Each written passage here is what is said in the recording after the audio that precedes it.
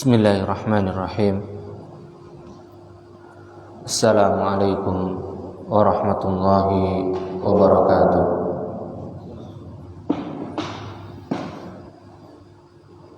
Innal hamdalillah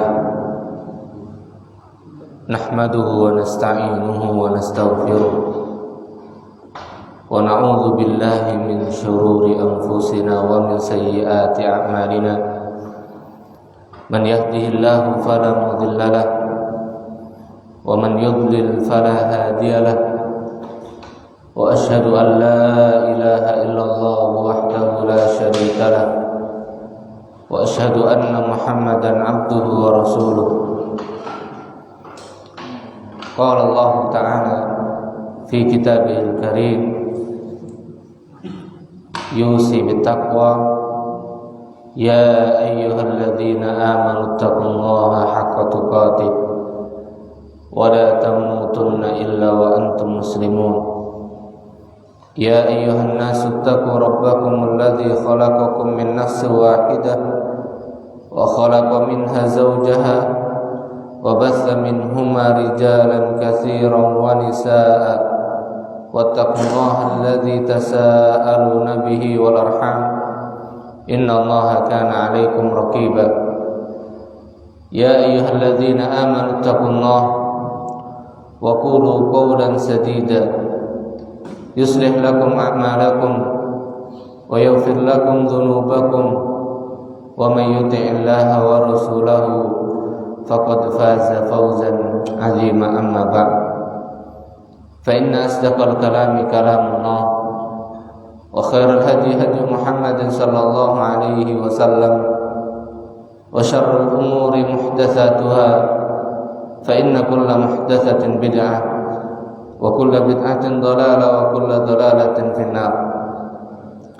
Ma'asyiral muslimin, jamaah yang berbahagia, alhamdulillah pada kesempatan malam yang berbahagia ini dengan izin Allah Subhanahu wa taala kita dipertemukan kembali, dikumpulkan kembali di salah satu taman-taman surga Allah Subhanahu wa taala.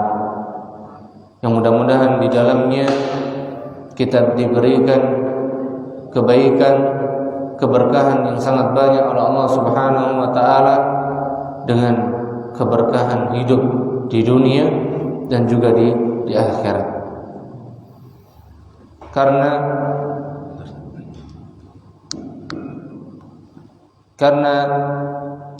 Allah Subhanahu wa taala telah menjamin dengan kebahagiaan yang sesungguhnya bagi mereka yang berusaha untuk mentaati Allah dan mentaati Rasul-Nya sebagaimana yang dikehendaki dan diridhai oleh Allah Subhanahu wa taala. Wa man yuti'illaha wa rasulahu faqad faza fawzan 'azima. Dan barang siapa ia mentaati Allah dan Rasul-Nya, maka dialah orang yang paling berbahagia. Maka apabila kita jadikan hidup kita di dunia hanya untuk mentaati Allah dan Rasul-Nya, maka itulah hakikat dari kebahagiaan. Itulah hakikat dari keamanan, ketenangan yang dicari oleh setiap hamba-Nya, oleh setiap manusia. Maka melanjutkan pembahasan yang lalu di bab yang ke-6 masih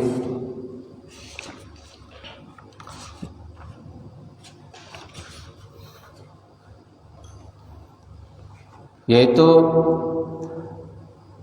terkait dengan rukun Islam yang wajib diimani dan diyakini dan wajib diamalkan oleh setiap muslim dan muslimah.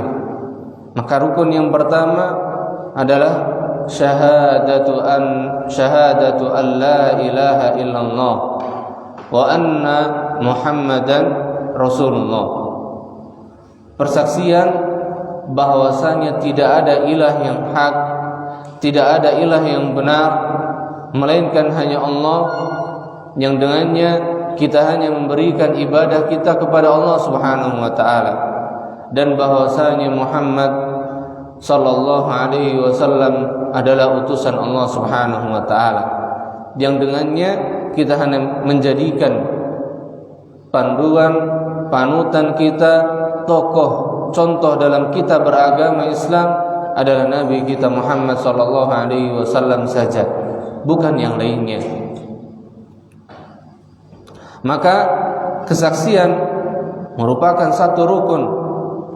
Jadi kesaksian kepada Allah Subhanahu wa taala dengan syahadatu alla ilaha illallah, dan kesaksian syahadatu anna Muhammadar Rasulullah ini merupakan satu rukun. Dikarenakan Rasulullah sallallahu alaihi wasallam adalah orang yang, atau salah seorang hamba yang telah dipilih Allah Subhanahu wa taala untuk mengemban risalah Allah Subhanahu wa taala, untuk mengemban risalah dari Allah Subhanahu wa taala. Maka kesaksian bahwa Muhammad sallallahu alaihi wasallam adalah hamba sekaligus utusan Allah, abduhu wa rasuluh, merupakan kesempurnaan persaksian kita terhadap la ilaha illallah, yaitu tidak ada ilah yang benar, tidak ada ilah yang hak untuk disembah dengan benar melainkan hanya Allah. Karena untuk mengesahkan Allah Subhanahu wa taala dan menghambakan diri hanya kepada Allah Subhanahu wa taala, maka kita butuh orang yang mengajarkan kita apa yang Allah Subhanahu wa taala perintahkan. Maka orang tersebut adalah utusan Allah, yaitu Rasulullah sallallahu alaihi wasallam. Beliaulah yang langsung Allah Subhanahu wa taala turunkan kepadanya wahyu, yang dengannya kita mengambil agama ini dari beliau. Yang dengannya kita mengambil agama ini dari beliau. Maka syahadatain, dua persaksian ini merupakan prinsip dasar kesempurnaan atau keabsahan dan diterimanya semua amal. Maka amal akan sah dan diterima di sisi Allah Subhanahu wa taala bila dikerjakan dengan ikhlas. Yang ikhlas ini sumbernya adalah karena kita mentauhidkan Allah Subhanahu wa taala, karena kita mengesahkan Allah Subhanahu wa taala, karena kita hanya menjadikan ilah yang hak, ilah yang benar hanya satu, yaitu Allah Subhanahu wa taala. Adapun tuhan-tuhan dan sesembahan-sesembahan yang disembah selain Allah Subhanahu wa taala merupakan, dan kita meyakininya dan mempersaksikannya sebagai tuhan-tuhan dan sesembahan-sesembahan yang batil. Maka dari situlah muncul dan tumbuh keikhlasan yang benar. Sehingga apa? Ibadah kita ini kita yakin ketika mengerjakannya itu hanya kita berikan dan kita tujukan kepada Allah Subhanahu wa taala. Karena kita sudah meyakini dan mempersaksikan semua Tuhan, semua sesembahan selain Allah merupakan Tuhan dan sesembahan yang batil. Maka tidak ada pilihan bagi kita melainkan kita harus memberikan ibadah kita hanya kepada Allah Subhanahu wa taala. Jadi amal ini akan bisa diterima di sisi Allah Subhanahu wa taala dengan keikhlasan. Dan keikhlasan sumbernya adalah tadi dari syahadatu alla ilaha illallah, dan diiringi dengan mutabaah, yaitu mengikuti sunnah Rasulullah sallallahu alaihi wasallam, yang ini merupakan konsekuensi bukti persaksian kita terhadap syahadatu anna Muhammadan Rasulullah.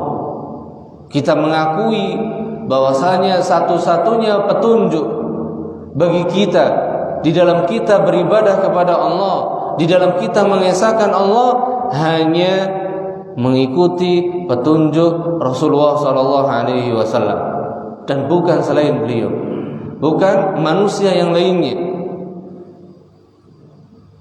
Maka dengan inilah amal kita akan diterima oleh Allah Subhanahu wa taala, dan sebaik-baik amal adalah apabila kita mengerjakannya dengan penuh kesungguhan, mengikuti petunjuk sunnah Nabi sallallahu alaihi wasallam, dan kita mengerjakannya dengan apa?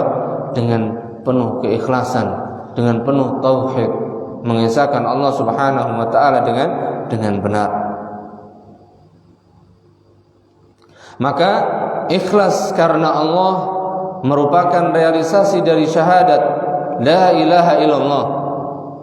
Tidak ada ilah, tidak ada sesembahan yang benar untuk disembah dengan benar melainkan hanya Allah Subhanahu wa taala.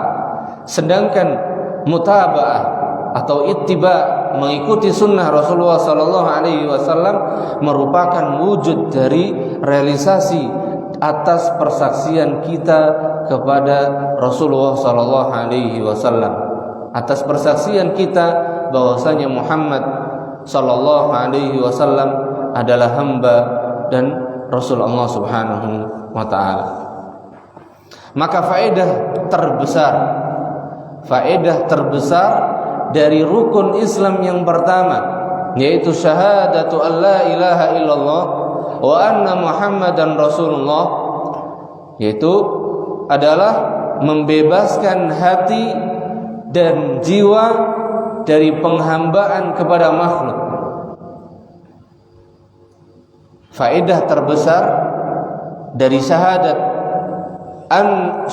alla ilaha illallah wa anna Muhammadar Rasulullah adalah membebaskan hati dan jiwa kita dari penghambaan kepada makhluk dengan beribadah hanya kepada Allah Subhanahu wa taala, dengan mengesahkan Allah dan memberikan ibadah hanya kepada Allah Subhanahu wa taala saja, serta tidak mengikuti melainkan hanya mengikuti petunjuk Rasulullah sallallahu alaihi wasallam. Maka sering kita katakan pada diri kita ketika kita dalam urusan dunia saja, ketika kita bekerja dan kita kerja ikut orang, diatur orang, ikut aturan orang, itu seringkali kita muncul dalam diri kita pasti apa? Tidak nyaman, tidak enak. Itu ketika kita apa? Jadi budak manusia dalam urusan dunia. Apalagi kalau kita menjadi budak manusia dalam urusan ibadah, lebih-lebih lagi ini akan membawa kesengsaraan hati, akan membawa kepada kerugian, kebinasaan. Dan inilah kebinasaan yang sesungguhnya manakala kita menjadikan diri kita hanya atau terkungkung dalam penghambaan kepada makhluk. Maka dengan mentauhidkan Allah, yaitu dengan kita mempersaksikan rukun Islam yang pertama, faedah terbesar bagi seorang hamba, dia terbebas dari penghambaan kepada makhluk. Maka seorang muslim adalah orang yang merdeka. Seorang muslim adalah orang yang merdeka. Karena apa? Karena dia hanya menghambakan dirinya kepada Allah Subhanahu wa taala. Kita ingat sebuah kisah yang sangat jelas sekali. Ketika ada seorang budak wanita ditanya oleh Rasulullah sallallahu alaihi wasallam, "Aina Allah?" Di mana Allah? Maka budak wanita tersebut menjawab, fis sama. Fi as-sama. Fi di sini maknanya adalah ala sama, di atas langit. Dijelaskan oleh para ulama, fis sama, fi-nya di sini bisa maknanya, jadi makna yang pertama fi di sini yaitu maknanya ala. Yang kedua fi tetap fi, tapi as-sama maknanya adalah al-ulu, berarti fil ulu, di atas ketinggian, di dalam ketinggiannya. Maka apa persaksian Rasulullah SAW kepada seorang budak wanita ini? A'tikha, merdekakan dia. Karena apa? Budak ini walaupun dia seorang budak manusia, tapi dia adalah budaknya Allah Subhanahu wa taala di dalam menghambakan dirinya. Maka kata Rasulullah, a'tikha, merdekakan dia, karena dia adalah orang yang paling merdeka. Makanya Rasulullah katakan fa innaha mu'minah, karena dia ini adalah seorang wanita mukminah. Menunjukkan bahwasanya seorang muslim, seorang mukmin adalah orang yang merdeka. Merdeka dari apa? Merdeka dari penghambaan kepada makhluk.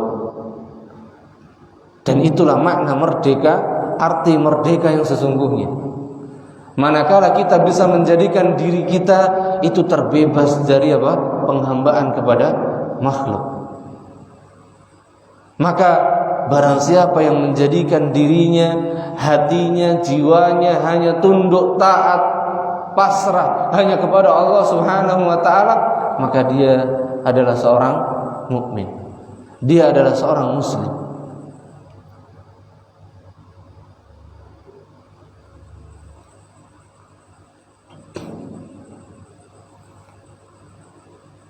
Jadi ketika dia mengucapkan kalimat syahadatu alla ilaha illallah atau asyhadu alla ilaha illallah wa asyhadu anna Muhammadan Rasulullah, dia otomatis menjadi seorang muslim.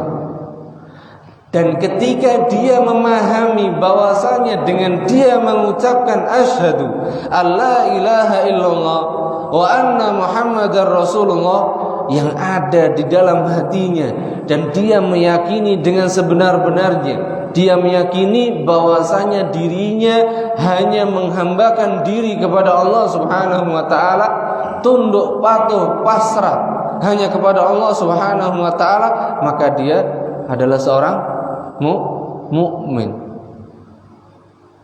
Ini sebagaimana yang dipersaksikan oleh Nabi SAW tadi kepada seorang budak wanita tersebut.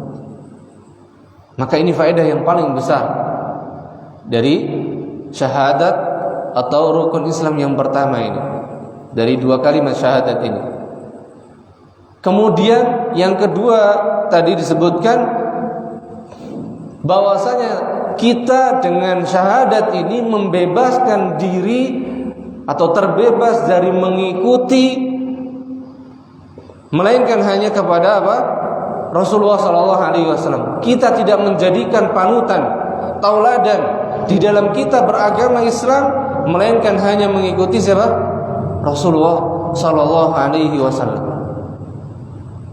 Maka seorang hamba yang dia hanya tunduk mengikuti dan menjadikan dirinya mengikuti hanya kepada Rasulullah SAW, maka dialah seorang mukmin. Bahkan dia bisa naik level nanti. Dia bisa naik level dari seorang mukmin jadi orang yang bertakwa. Dan ini sebagaimana yang Allah Subhanahu wa taala katakan dan sering diingatkan oleh Nabi SAW dalam khutbatul hajah, ya ayyuhalladzina amanu taqullah. Wahai orang-orang yang beriman, bertakwalah kalian kepada Allah. Menunjukkan apa? Tidak semua orang yang beriman bertakwa, tapi orang yang bertakwa dia pasti beriman. Kemudian di akhir disebutkan faman yuti'illaha wa rasulahu faqad faza fawzan 'azima. Barang siapa yang dia taat hanya kepada Allah dan Rasulnya, barang siapa yang dia taat kepada Allah dan Rasulnya, maka dia adalah orang yang paling berbahagia, orang yang paling beruntung. Karena apa? Dia menjadi orang yang bertakwa. orang yang bertakwa. Maka orang yang menjadikan dirinya hanya tunduk menghambakan diri kepada Allah dan tunduk mengikuti hanya kepada Rasulullah sallallahu alaihi wasallam, maka dia adalah seorang mukmin, bahkan seorang mukmin yang bertakwa kepada Allah Subhanahu wa taala. Kemudian rukun Islam yang kedua yaitu menegakkan salat. Menegakkan salat, dan ini bukti terbesar dari penghambaan seorang hamba kepada Rabbnya dan bukti ittiba'nya kepada Rasulullah sallallahu alaihi wasallam itu nampak pertama kali dengan salat. Dengan apa? Dengan salat. Karena salat ini dikerjakan oleh seorang hamba minimal 5 kali dalam sehari semalam. Minimal dikerjakan oleh seorang hamba 5 kali dalam sehari semalam. Adapun yang lain seperti rukun yang ketiga yaitu zakat, kemudian yang keempat puasa, yang kelima haji, maka ini tidak tiap hari, bukan amalan yang dikerjakan tiap hari. Bukan amalan yang wajib yang harus dikerjakan tiap hari. Maka ini diantara hikmah mengapa salat menempati rukun yang kedua di dalam rukun Islam. Karena apa? Karena salat merupakan bukti yang paling besar penghambaan hamba kepada Allah Subhanahu wa taala. Dan bukti ittiba seorang hamba kepada Rasulullah sallallahu alaihi wasallam. Apakah ketika dia mengerjakan salat itu betul-betul mewujudkan tauhidnya, penghambaannya, ikhlasnya hanya kepada Allah Subhanahu wa taala atau tidak? Dan apakah dengan salat yang dia kerjakan tersebut dia telah tunaikan, dia telah kerjakan ittiba'nya, mengikuti sunnah Rasulullah sallallahu alaihi wasallam di dalam setiap salatnya? Maka ini akan nampak di dalam salat kita. Dan ini butuh perjuangan, butuh bagi kita menghadirkan keikhlasan kita, tauhid kita kepada Allah Subhanahu wa taala, dan juga butuh bagi kita menghadirkan ittiba kita, mengikuti sunnah Rasulullah sallallahu alaihi wasallam di dalam salat kita.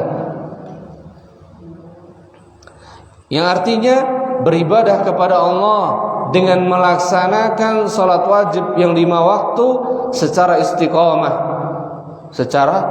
istiqomah dan ditambahkan di situ dengan sempurna. Istiqomah berarti tidak bolong-bolong. Kita rutin. Dan bagi laki-laki mengerjakannya sebagaimana yang diperintahkan oleh Rasulullah sallallahu alaihi wasallam di masjid.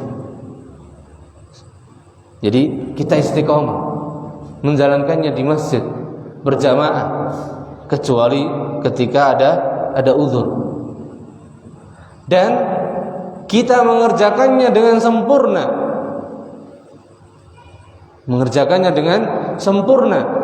Dan kita tidak dikatakan sempurna di dalam mengerjakan salat kita kalau belum mengikuti tata cara sifat salat dari Nabi sallallahu alaihi wasallam. Maknanya apa? Kita mengerjakan salat sebagaimana petunjuk nas dalil yang telah sahih, yang telah tsabit sahih dari Nabi sallallahu alaihi wasallam. Baik waktu maupun caranya. Jadi waktu ini ya kita kerjakan sesuai dengan waktunya. Ketika masuk waktunya salat maghrib, kita masuk salat maghrib. Masuk salat isya, masuk mengerjakan salat isya, dan seterusnya. Karena apa? Barang siapa yang mengerjakan salat maghrib bukan pada tempatnya, bukan pada waktunya, maka dia tidak dikatakan telah mengerjakan salat tersebut. Begitupun pula dengan caranya. Maka salat harus dikerjakan sesuai dengan contoh yang diajarkan oleh Nabi Muhammad sallallahu alaihi wasallam. Sebagaimana Rasulullah sallallahu alaihi wasallam bersabda, "Shallu kama raaitumuni usolli." Salatlah kalian sebagaimana kalian melihat aku salat. Salatlah kalian sebagaimana aku mengerjakan salat. Kalau kita pahami hadis ini secara nasnya, maka kita tidak pernah melihat langsung salatnya Rasulullah sallallahu alaihi wasallam. Namun kita bisa melihat sifat salatnya Nabi sallallahu alaihi wasallam dengan kita memulangkan kepada nas hadis-hadis yang telah datang dari Nabi sallallahu alaihi wasallam dari para sahabatnya. Dan hadis ini diriwayatkan oleh Al-Imam Al-Bukhari dari sahabat Malik ibn Al-Huwairits. Salatlah kalian sebagaimana kalian melihatku salat.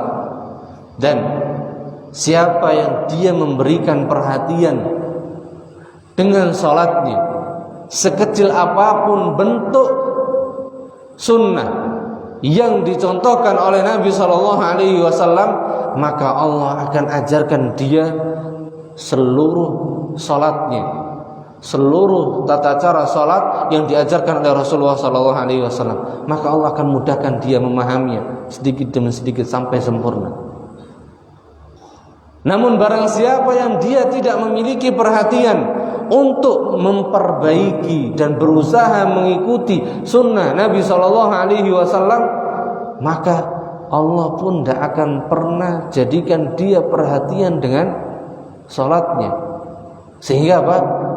Hamba tidak akan, atau orang tersebut tidak akan pernah punya perhatian untuk memperbaiki salatnya. Dan dia hanya akan mencukupkan dengan salat yang selama ini dia kerjakan, yang dia dapatkan dari bapaknya atau dari orang tuanya itu. Maka yang menjadi pendorong yang pertama bagi kita supaya bisa dimudahkan oleh Allah Subhanahu wa taala mengerjakan rukun Islam yang kedua ini dengan istiqamah dan dengan sempurna, yaitu dengan kita memberikan perhatian kita dengan salat yang telah kita kerjakan. Apakah salat yang sudah kita kerjakan selama ini seperti dan sebagaimana yang dicontohkan oleh Nabi sallallahu alaihi wasallam? Maka kalau kita sudah mulai menanyakan kepada diri kita, apakah sudah seperti dan yang dicontohkan oleh Nabi sallallahu alaihi wasallam, maka kita akan berusaha mencari. Kita akan berusaha belajar mengenali seperti apa tata cara sifat salat yang dicontohkan oleh Nabi sallallahu alaihi wasallam. Tapi kalau kita tidak pernah mempertanyakan salat kita dan kita santai-santai saja dan merasa cukup dan puas dengan salat yang kita kerjakan selama ini, ya Allah pun tidak akan gerakkan hati kita untuk mempelajari dan mengoreksi salat kita. Itu. Kemudian, maka di sini tadi kita harus mulai memberikan perhatian terhadap rukun Islam yang kedua ini. Karena ini rukun Islam yang sangat besar, yang menjadi sempurnanya seorang muslim. Kemudian salah satu hikmah salat, dan ini nanti juga akan dijelaskan lebih detail lagi insyaallah taala. Salah satu hikmah salat, salah satu hikmah salat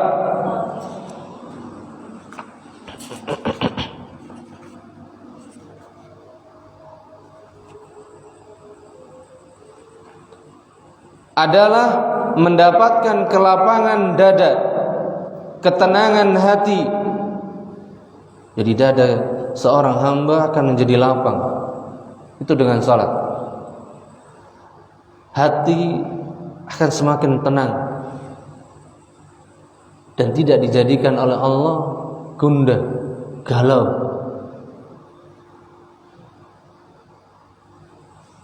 Bahkan sedih. Itu dengan salat. Serta menjauhkan seorang hamba dari perbuatan keji dan mungkar. Sebagaimana firman Allah Subhanahu wa taala, "Innas salata tanha 'anil fahsya'i wal munkar." Sesungguhnya salat itu menjauhkan seorang hamba dari apa? Perbuatan keji dan kemungkaran. Namun yang paling besar di sini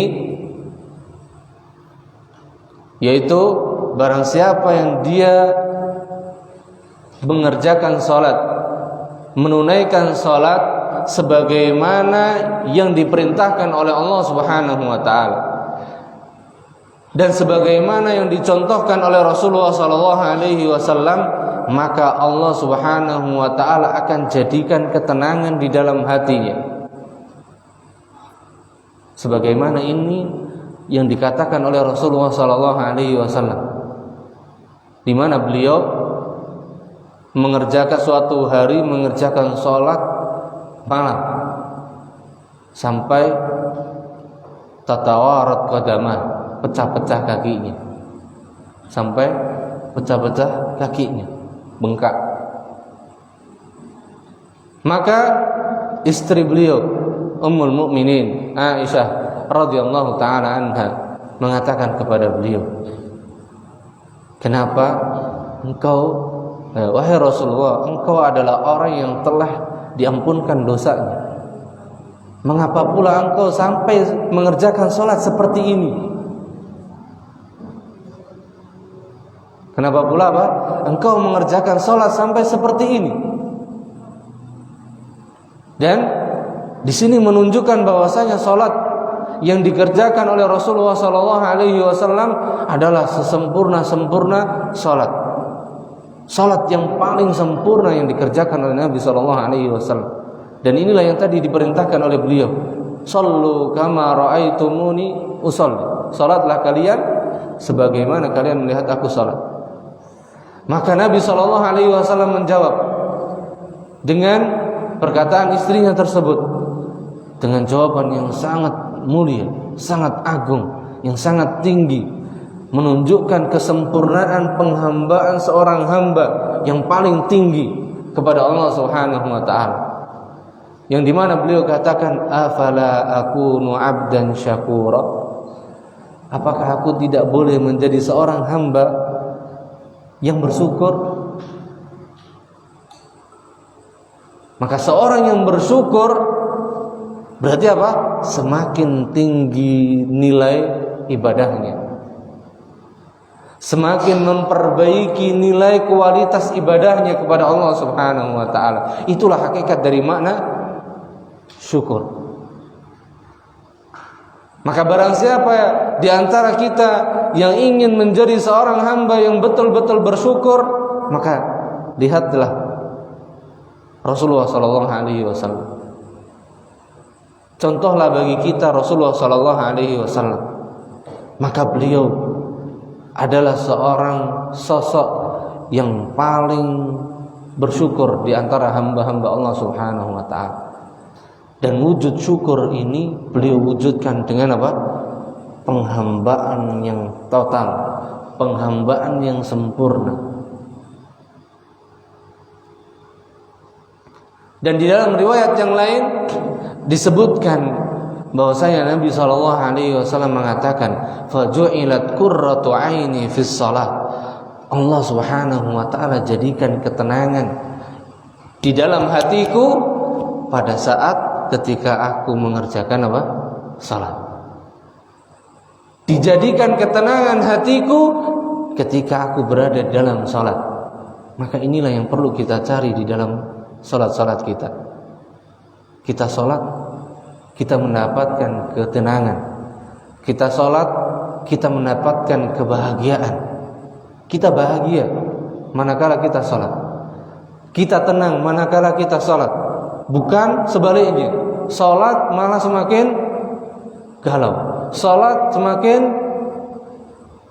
tidak jelas arah hidupnya. Tidak. Kenapa? Nabi SAW telah katakan, barang siapa yang dia mengikuti sholat beliau, berarti apa? Berarti kita akan mendapatkan seperti apa yang beliau dapatkan.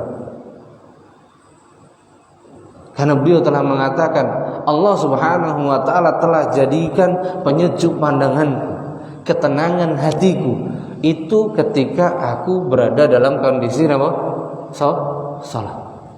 Salat. Di dalam salat itulah kebahagiaan yang sesungguhnya. Di dalam salat itulah ketenangan yang sesungguhnya. Bukan ketika kita mendapatkan apa? Kenikmatan dunia. Seringkali kita menganggap bahwasanya kebahagiaan itu ketika kita mendapatkan rezeki yang banyak, ketika kita mendapatkan kelapangan dunia. Tapi bagi Nabi SAW yang beliau adalah sosok tauladan kita, maka beliau katakan ketenangan, kebahagiaan itu kita dapatkan di dalam salat. Masya Allah. Ini jadi PR bagi kita. Kapan kita akan bisa mulai merasakan salat itu menjadi momen kebahagiaan? Salat itu menjadi ajang untuk mendapatkan ketenangan hidup. Ini. Karena di sini tadi disebutkan salah satu hikmah terbesar dari salat adalah apa? Kita akan mendapatkan kelapangan dada dan ketenangan hati. Kelapangan dada dan ketenangan hati. Kelapangan dada tadi dengan apa? Syukur. Ketenangan hati ya tadi qurratu aini fis shalah. Allah jadikan ketenangan hati, penyejuk pandangan itu ketika di dalam salat. Maka mudah-mudahan kita mohon kepada Allah Subhanahu wa ta'ala, kita bisa dijadikan hamba-hambanya yang senantiasa bersyukur dengan menghambakan diri kepada Allah Subhanahu wa ta'ala, khususnya ketika dalam menjalankan salat. Dan kita pula dijadikan hamba-hamba Allah yang senantiasa mendapatkan ketenangan dengan salat-salat yang kita kerjakan. Kemudian rukun yang ketiga,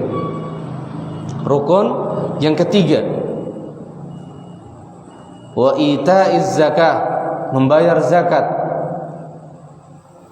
yang artinya beribadah hanya kepada Allah Subhanahu wa ta'ala dengan menyerahkan kadar yang wajib dari harta-harta yang harus dikeluarkan zakatnya, baik itu zakatul fitr atau zakatul mal. Zakatul fitr sa'an membur atau min sya'ir, yang kurang lebih antara 2,5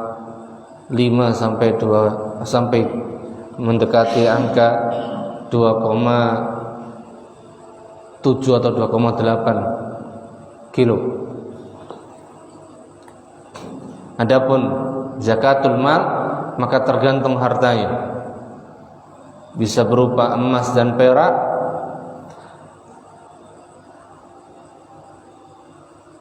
bisa berupa hewan ternak, atau perniagaan, zakat perniagaan yang ini dikeluarkan sebanyak 2,5%. 2,5% dari total hartanya. Adapun zakat peternakan sesuai dengan jumlah hewannya.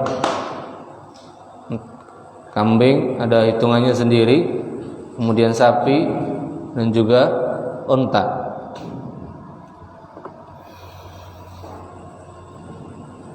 Jadi membayar zakat artinya beribadah hanya kepada Allah dengan menyerahkan kadar yang wajib, kadar yang sudah ditentukan kewajibannya dari harta yang harus dikeluarkan zakatnya.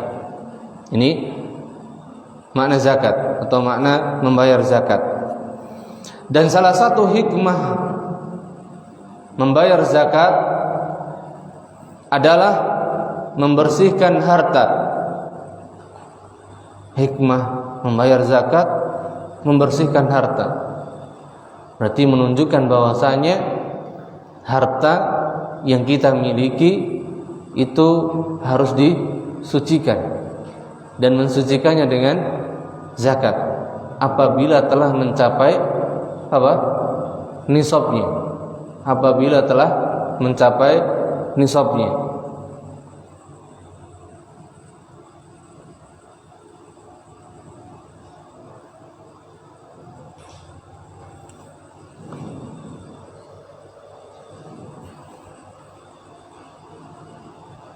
Misal di sini apabila seseorang memiliki emas atau perak tadi atau mata uang senilai dengan emas atau perak, nisab emas atau perak yang kalau diperkirakan sekarang itu kurang lebih hampir sekitar di angka 50 sampai 60 juta lah, kurang lebih. Maka ketika telah mencapai 50 atau 60 ini nisabnya, berarti kalau lebih berarti sudah masuk. Minimalnya 50 sampai 60 yang tadi kurang lebih. Kalau di rupiahkan kurang lebih sekitar itu, maka wajib dikeluarkan 2,5%.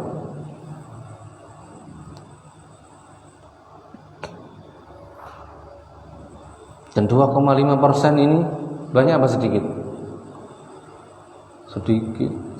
Sedikit sekali. Kalau anggap tadi 50 juta, 2,5% bintang. Ya, 100 juta 2,5 juta. Berarti 50 berarti 1.250.000. 50 juta dikurangi 1.250 dalam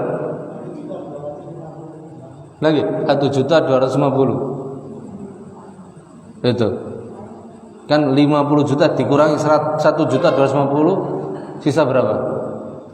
Masih 48,75, masih banyak. Kurangnya itu masih sedikit dong. Iya. Dan bagi ibu-ibu maka zakat perhiasan itu juga bisa dikeluarkan. Dan nanti ini pembahasannya sendiri biar lebih detail. Karena apa? Pada harta kita ini harus dibersihkan. Karena diantara hikmah besar dari ibadah zakat adalah apa? Membersihkan harta. Membersihkan harta. Dan ini diberikan kepada siapa? Fakir miskin atau 8 golongan yang wajib atau yang berhak mendapatkan zakat tersebut. Kemudian membersihkan jiwa. Membersihkan jiwa dan moral yang buruk seperti hasad, kikir, pelit dan yang semisalnya. Karena asalnya jiwa kita itu suka ngasih apa suka nahan, suka nahan, suka eman-eman.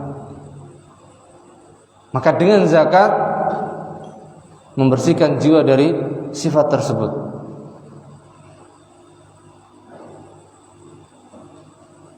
serta dapat menutupi di antara hikmah yang berikutnya di sini, dapat menutupi kebutuhan Islam dan kaum muslimin. Karena kebutuhan sosial itu bisa diambilkan dari harta zakat, dan juga kebutuhan untuk saudara-saudara kita yang fakir atau miskin pun ini diambilkan dari harta zakat pula, yaitu menolong orang-orang fakir dan miskin. Ini di antara hikmah dari ibadah zakat. Kemudian rukun yang keempat, puasa di bulan Ramadan. Puasa di bulan Ramadan.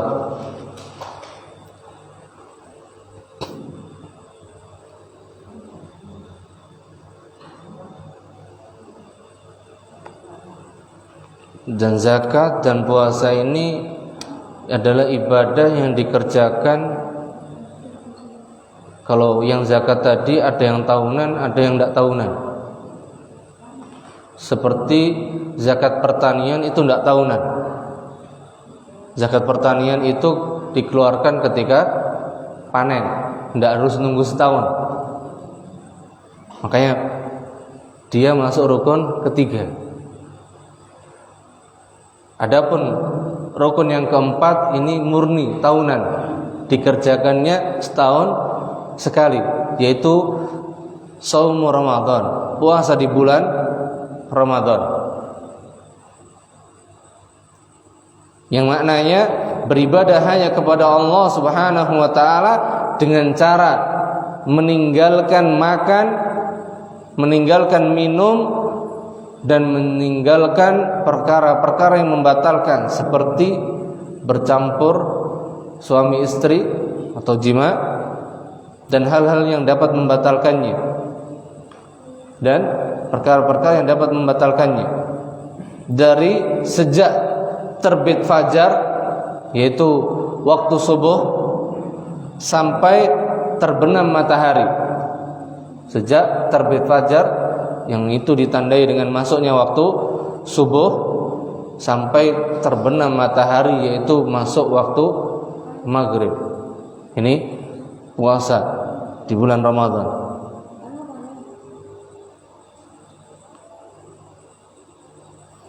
Dan disebutkan di sini salah satu hikmah puasa di bulan Ramadan yang paling besar adalah melatih jiwa untuk meninggalkan perkara-perkara yang disukai, maksudnya yang dicintai oleh hati kita, yang dicintai oleh jiwa kita, karena mengharapkan keridhaan Allah Subhanahu wa taala.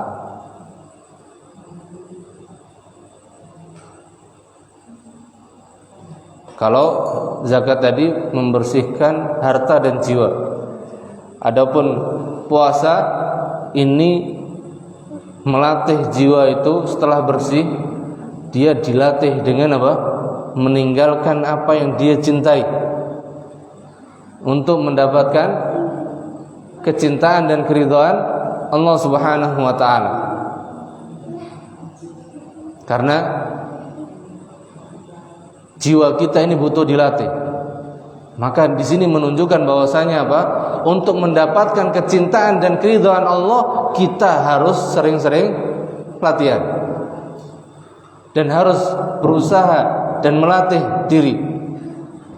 Maka maknanya juga bahwasanya kecintaan dan keridhaan Allah tidaklah Allah berikan kepada siapa saja, tapi Allah berikan kepada hamba-hambanya yang Allah kehendaki dari hamba-hambanya yang berusaha, yang memiliki kesungguhan, tekad yang kuat, berjuang untuk melawan dan melatih jiwanya untuk mendapatkan kecintaan dan keridhaan Allah Subhanahu wa taala.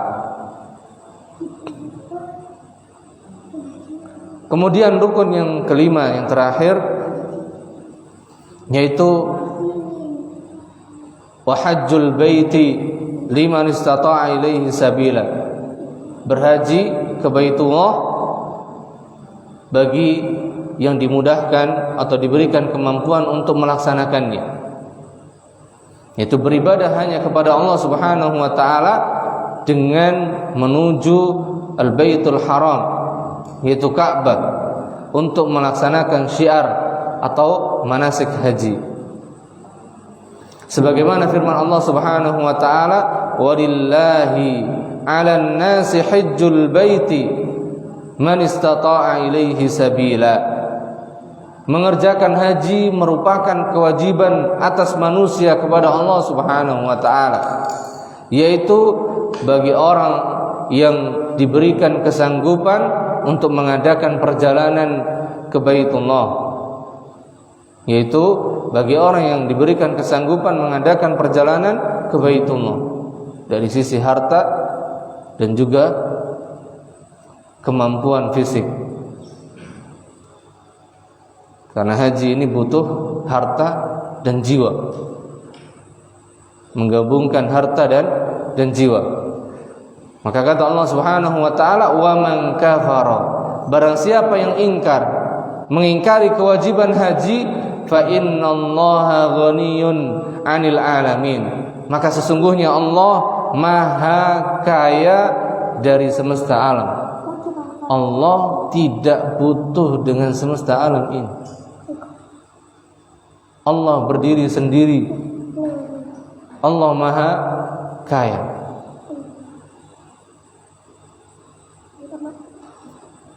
Maka seluruh ibadah yang menjadi konsekuensi rukun Islam yang kedua, tiga, keempat sampai kelima, ini merupakan bukti seorang hamba untuk mewujudkan tauhidnya kepada Allah Subhanahu wa taala, yang menunjukkan bahwasanya dia adalah seorang hamba yang butuh hanya kepada Allah Subhanahu wa taala.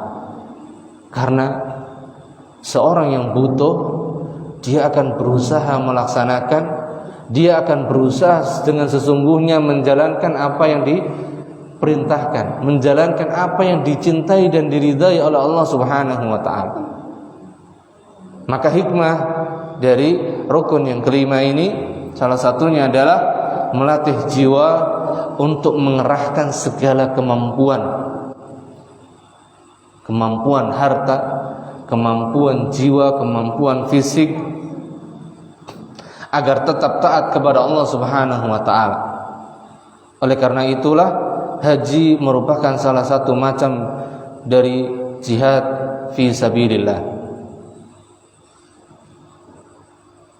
Dan disebutkan pula oleh Nabi SAW dalam sebuah riwayat bahwasanya jihadnya seorang wanita yaitu melakukan apa? Ibadah haji ke Baitullah. Allah taala alam bisawab. Monggo barangkali tanyakan. Ini mungkin yang bisa kita sampaikan pada malam hari ini.